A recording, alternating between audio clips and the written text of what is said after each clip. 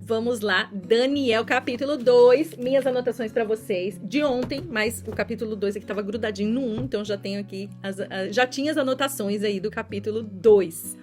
Mas deixa eu contar para vocês então o que acontece depois do capítulo 1. Amei esse capítulo aqui, tem muitos ensinamentos, a gente realmente precisa anotar, porque são muitos ensinamentos em poucas palavras, tem coisas assim maravilhosas aqui nesse capítulo, fiquei assim realmente muito feliz, assim, muito animada de falar sobre esse capítulo.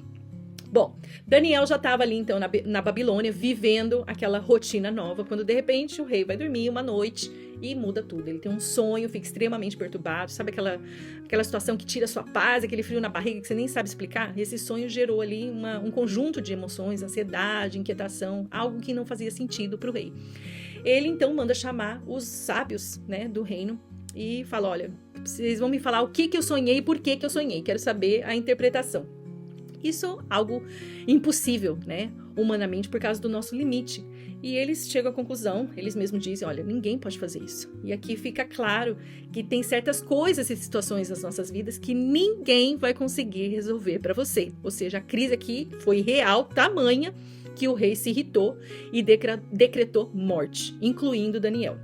Aqui nessa situação, quando Daniel foi incluso aqui nesse decreto, né, também, mostra que às vezes nós passamos por situações em nossas vidas que a gente nem causou, que a gente nem tem culpa, na verdade, daquela situação, mas às vezes a gente acaba sofrendo a consequência. Nós também somos afetadas algumas vezes pelas decisões de outras pessoas, ou às vezes até por coisas, né, que a gente realmente não tem culpa. Mas o que é maravilhoso aqui, pensa, um decreto de morte é algo muito, muito sério, muito desesperador, na verdade, né? E às vezes eu preciso ser sincera que eu fiquei pensando se Daniel fosse mulher, se realmente ela ia conseguir manter, se fosse uma mulher, essa mulher conseguiria manter toda essa calma. Mas não é o caso, foi só um pensamento que veio assim na minha cabeça. Eu sei que isso não se aplica também a todas as mulheres. Mas enfim, Daniel é lindo aqui, ele não entra, a questão aqui é que ele não entra em pânico, ele pede tempo. E ele vai orar com seus amigos. Olha que coisa linda, que em poucas linhas. Ele não entrou em pânico no meio do caos. Ele pediu tempo para se retirar, para fazer aquilo que, na verdade, a gente sempre deveria fazer em todas as situações e em primeiro lugar. E a importância de caminhar com pessoas que compartilham da nossa visão. Então, ele saiu e foi orar com seus amigos. A primeira, então, reação de Daniel não foi de desespero, foi de oração e comunhão. E vamos ser sinceros, às vezes a gente faz tudo primeiro e ora por último. No decorrer ali do capítulo, aqui passando 18, 19, nós vemos então Deus responder e revelar o ministério. Ou seja, o que ninguém sabia, Deus sabia. E ele sempre sabe, né?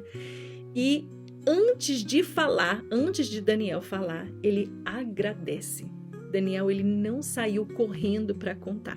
Ele adorou ao Senhor primeiro. Isso aqui foi demais, porque ele valorizou mais quem revelou do que a revelação.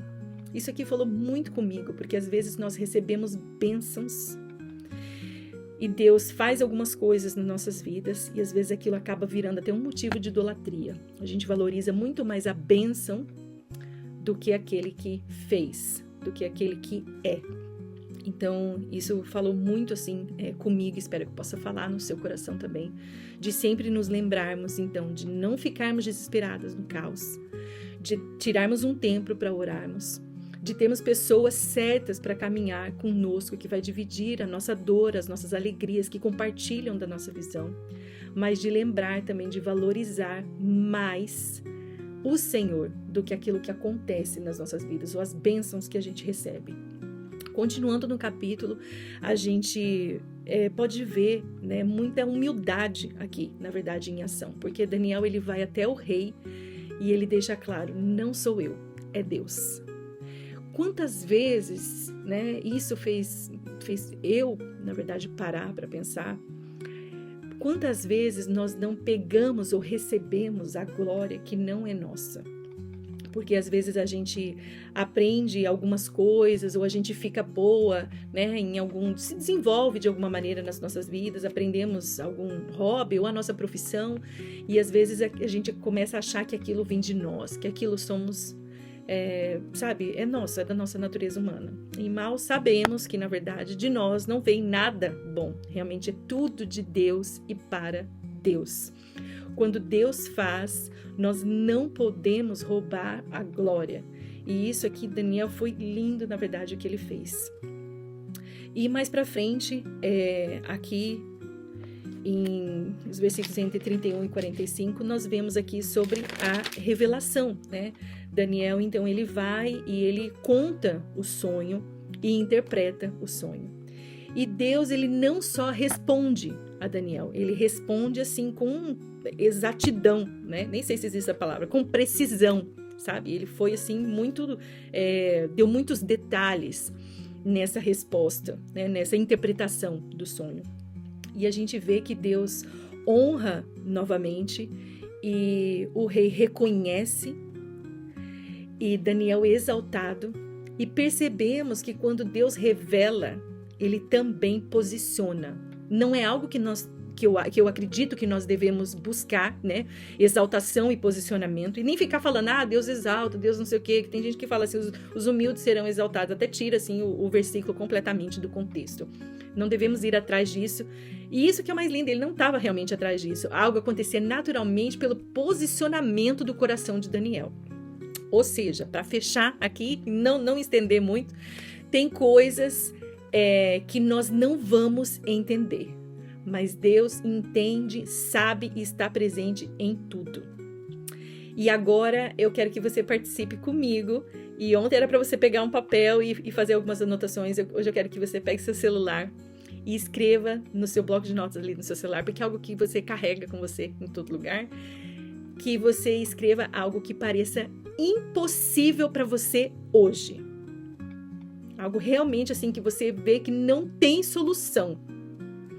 E aí você vai fazer uma pausa e você vai orar. E você vai orar, sabe, pedindo sabedoria e revelação de coisas assim que você não consegue ver. Porque Daniel, ele não tentou resolver sozinho. Ele levou para Deus. Tá bom? Você pode fazer isso? E aí eu quero deixar, sempre nós temos as nossas perguntinhas, né, de reflexão. Então, a pergunta aqui de hoje é o seguinte: o que hoje parece impossível para você? E você tem levado isso para Deus ou tentado resolver sozinha? Você tem parado para agradecer antes da resposta completa? Meninas, Deus, ele não se confunde. Deus não se perde e não se atrasa. O que está escondido para você e para mim, para ele, está totalmente claro e dentro do plano e do propósito. Deus abençoe.